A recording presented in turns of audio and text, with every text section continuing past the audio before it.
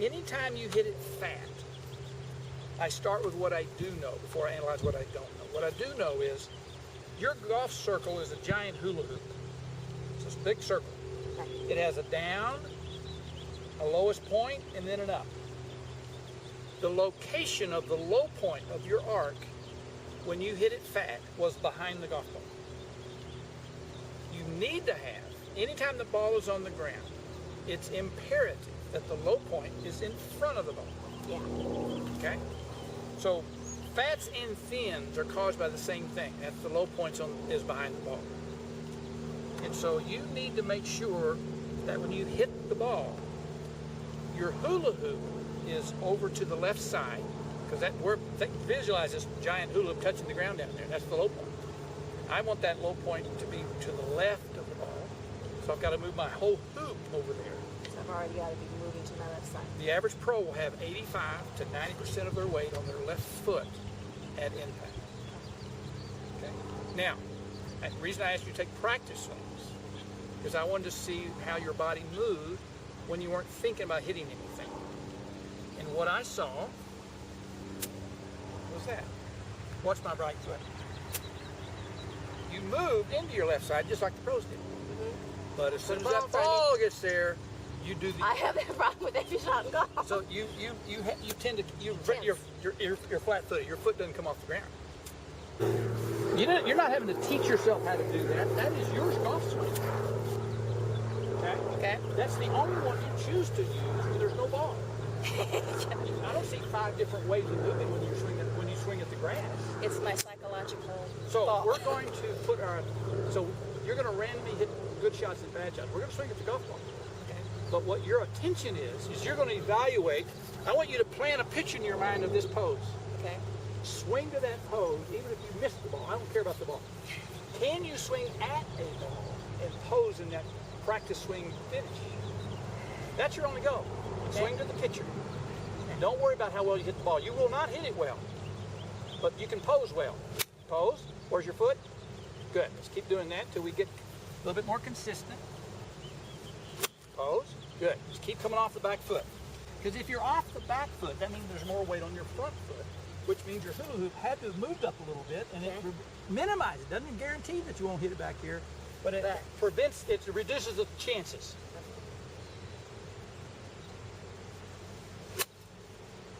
Now sometimes you swing at it flat-footed and then put the false pose on there. Okay?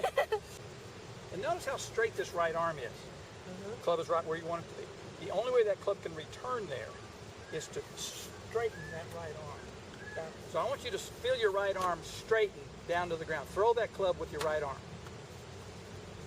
There you go. That's a golf swing. You've been coming through with bent arms and tight arms.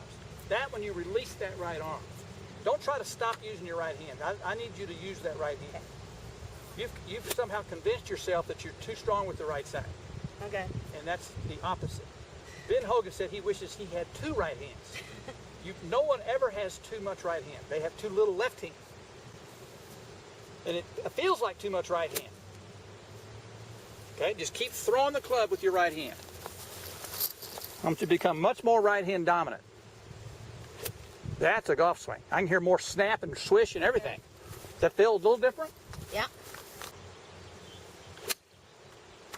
All those go in the exact same spot. Why are they going there? Okay, now we're going to fix that. Okay. We've got a nice consistent pattern, but the pattern's off. So we're going to fix the pattern. Go ahead and set up and get ready to hit, but don't swing. You have a tendency. Okay, go ahead and let go of the club and walk out in front and look back at it. Okay, it's heading a bit left. Way too much to the inside. Okay. Okay. So from there, it almost needs to look like it's on the toe. Okay. There? That looks a lot better. So let's go ahead and hit a few with that new setup. Okay, let's keep going. We're working on a new setup. So you're setting up on the toe with a nice extension.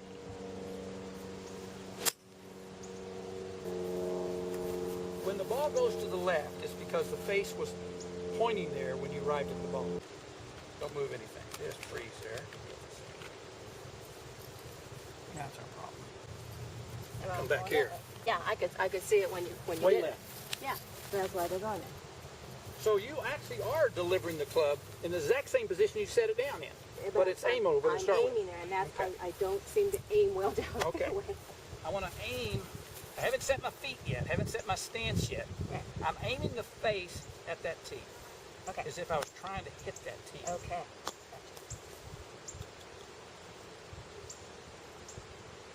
Okay, I'm going with that. I think that's pretty good. Then I'm going to get comfortable to the club without changing the face. Then I'm ready to hit the club. Aim that face here, right there. So you're going to have to even practice in the living room. You're getting a visual comfort with this line.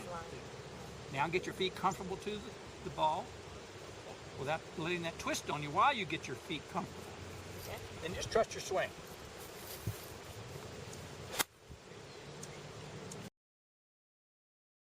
In order to change the direction of your shots were going too far left, we identified that one of the contributing factors was your setup, that you actually set up with the face closed, aiming left.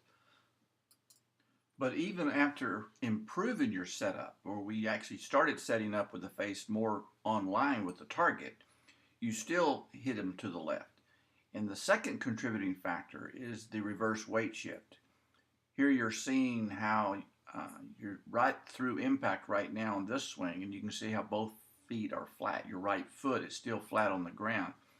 So when you don't have your lower body shifting to the left, your upper body rotates too quickly around, and that will then cause the face of the club to rotate too quickly as well. And at impact, your club face will be to the left. Also, when you don't shift your weight with your lower body to the left, that is one of the contributing factors to having your left arm chicken wing and bend. If you don't rotate your right hip and right shoulder around, your left arm is forced to bend. And so by getting your weight off the back foot, by rotating your right side toward the target, almost as if you were hitting a forehand in tennis, that will allow you to swing out through the ball toward your target better, and that left arm will be a much straighter position through impact.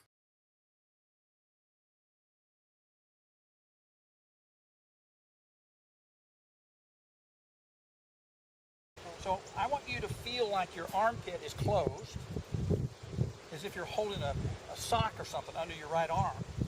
And I want you to punch though. We're not going to do full swing. We're going to punch some shots with your right hip. You're going to visualize that this club is coming out of your hip. The only way you can get this club to the ball is to move your right hip into it. So you're going to hit the ball with your hip. This is not a full swing. This is a drill. I'm just going to kind of punch it with my right hip.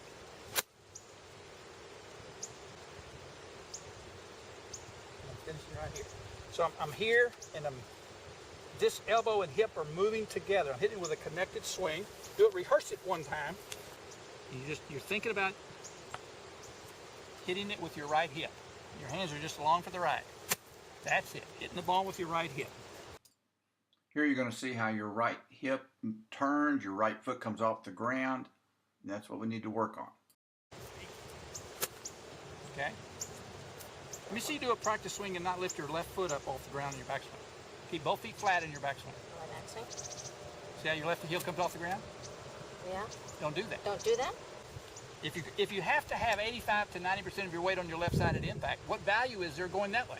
At any time in the backswing. Okay. A field goal kicker plants that left leg, loads the left leg, and then kicks the ball. A bowler plants that left leg, puts all their weight on it, and throws the ball. So you want to load the left foot up on your backswing. And that helps you get to the left side because you didn't leave it. You didn't leave the left side. You stayed on it. I want a stable axis golf swing. So let's go ahead and hit a couple of shots here.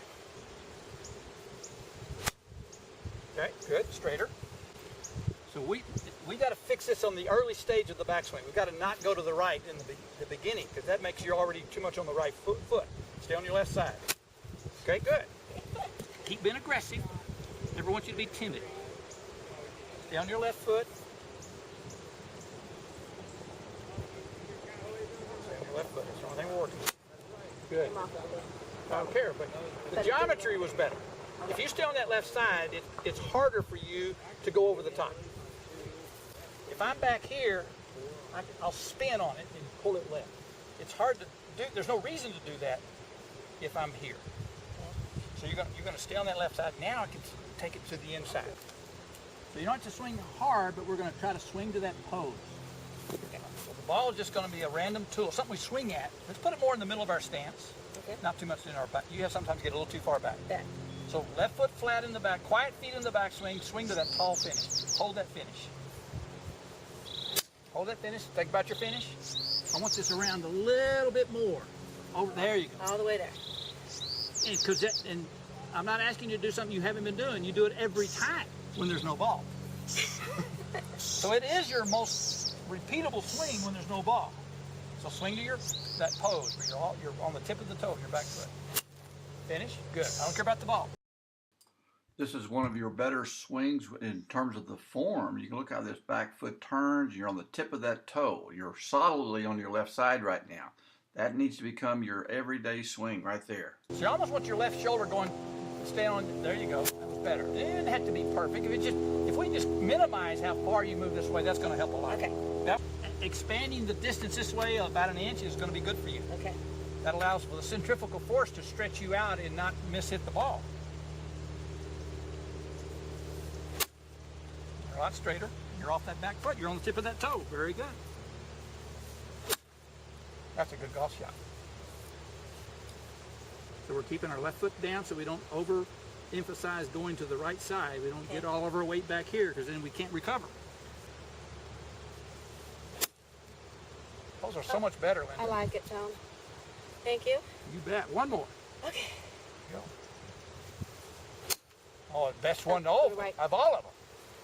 All right, so I wanted to find one or two simple little things that were sabotaging you the most. Not everything, but just one or two. And it became clear to me after looking at you swing several times and seeing the ball performance. I searched for certain areas. I searched the grip area, searched some other things. It became clear to me it's a combination of things. One, we need to have that nice setup where you're not too close. Right, back off it. Okay. But the key difference is two things. Was you need to have one swing thought for your backswing, not to be doing this. Okay, foot flat. Okay. Keep that left heel flat as you can make it. Okay. And then the second thing is make sure that you have a nice pose on the end. Pose on the end. Those two things put all the pieces together. That was really good. Okay.